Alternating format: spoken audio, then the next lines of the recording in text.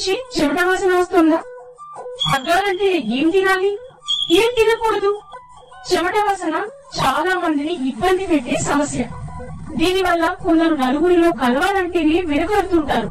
అయితే ఇది అంత తీవ్రమైన సమస్య. అసలు అంతగా చెమట ఎందుకు పడుతుంది? ఈ వీడియోలో చూద్దాం. వాతావరణం వేడిగా ఉన్నప్పుడు శరీరం నుంచి చెమట ఎక్కువగా వస్తుంది. అయితే మన చర్మం నుంచి బయటకు వచ్చిన ప్రతి చెమట చుక్క మన శరీర ఉష్ణోగ్రతను తగ్గించడానికి సాయం చేస్తుంది. అది శరీరాన్ని చల్లగా ఉంచే ఒక సహజ సిద్ధమైన మార్గం. కానీ ఈ ప్రక్రియ కొన్నిసార్లు దుర్వాసనకు కూడా కారణమవుతుంది. చెమట పడితే ప్రతి ఒక్కరికి వారి శరీరాన్ని బట్టి వేర్వేరు వాసనలు వస్తుంటాయి. కొందరికి వాసన తక్కువ ఉంటుంది, మరికొందరికి ఎక్కువగా ఉంటుంది.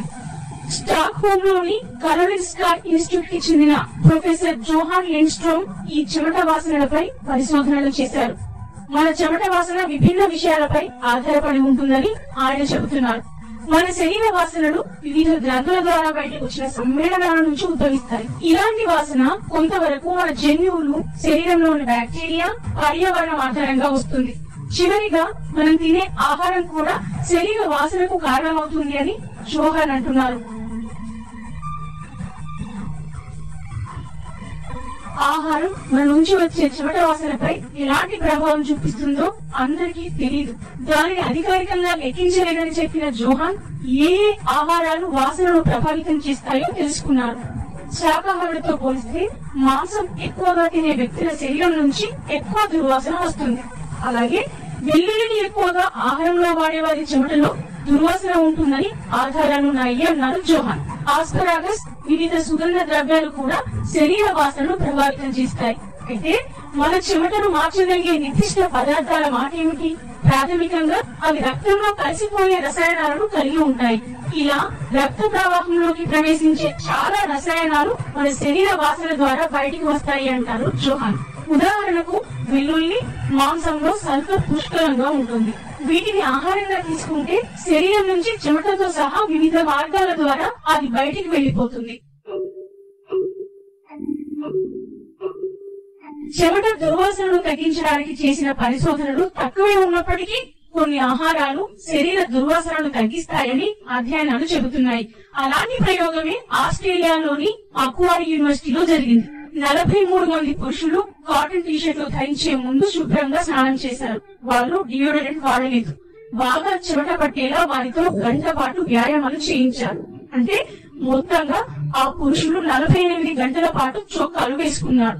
తర్వాత వారి చెమట వాసన విశ్లేషించడానికి ఆ టీషర్ట్లను ల్యాబ్ కు పంపారు. పరిశోధనలో పండ్లు, కూరగాయలను ఎక్కువగా తీసుకునే పురుషులు చెమట ప్రభావం తక్కువగా ఉందని, వారిలో శరీరం నుంచి దుర్వాసన కూడా తక్కువేనని తేలింది. కొవ్వు, మాంసం, గుడ్డు లాంటి తినే వారిలో, ముఖ్యంగా కార్బోహైడ్రేట్స్ ఎక్కువగా తీసుకునే వారిలో ఎక్కువ చెమట పట్టడమే కాకుండా చాలా దుర్వాసన కూడా వస్తుందని వెల్లడైంది. మరో అధ్యయనంలో 17 మంది పురుషులు శాకాహారం తర్వాత మాంసాహారం తిన్నారు. 2 వారాల తర్వాత వారి చెమట నమూనాలను సేకరించారు. 1 నెల తర్వాత ప్రయోగం మళ్లీ చేశారు. ఈసారి ఆ 17 మంది ఆహారంలో మార్పులు చేశారు. మహిళలు దీన్ని విశ్లేషించారు.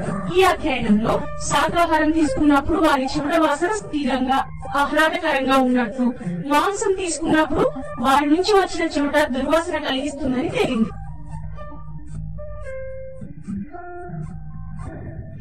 ఈసారి పరిశోధకులు మహిళలపై అధ్యయనం జరిపారు. ఇందులో భాగంగా మహిళల చెమటను పురుషులు పరిశీలించారు. మొదట మహిళలకు నిర్దిష్ట ఆహారం ఇచ్చారు. కొన్ని రోజులు సాధారణ డైట్ ఇచ్చారు. అయితే నిర్దిష్ట ఆహారం తీసుకున్నప్పటికంటే సాధారణ ఆహారం తీసుకున్నప్పుడు మహిళల చెమటలో దుర్వాసన లేదని తేలింది. అంటే మన శరీర వాసనను మెరుగుపరచడానికి మన ఆహారాన్ని మార్చడం సరైనదేనా అనే ప్రశ్నకు దానికి బదులు మనం డియోడరెంట్లు, పర్ఫ్యూమ్లను ఉపయోగించడమే సులభం అన్నారు జోహాన్. అయితే దుర్వాసన చెడ్డనేం కాదని ఆయన తెలిపారు. ఆయా దేశాల ప్రజల్లో శరీర వాసన పట్ల భిన్నమైన అభిప్రాయాలు ఉంటున్నాయన్నారు జోహాన్. ఉదాహరణకు పడక గదిలో మనకు నచ్చిన వ్యక్తితో ఉన్నప్పుడు మనకు వచ్చే శరీర వాసన, జిమ్ లో ఉన్నప్పుడు వచ్చే శరీర వాసనలో తేడాలుంటాయి. అలాగే బస్సులో ప్రయాణిస్తుంటే కొత్త వ్యక్తి పక్కన కూర్చోగానే వారి శరీర వాసన కూడా మనకు భిన్నంగా అనిపిస్తుంది. మన భాగస్వామి మన సహజమైన శరీర వాసనను ఇష్టపడవచ్చు. వాస్తవానికి మనల్ని ఇష్టపడే వారెవరో తెలుసుకోవడానికి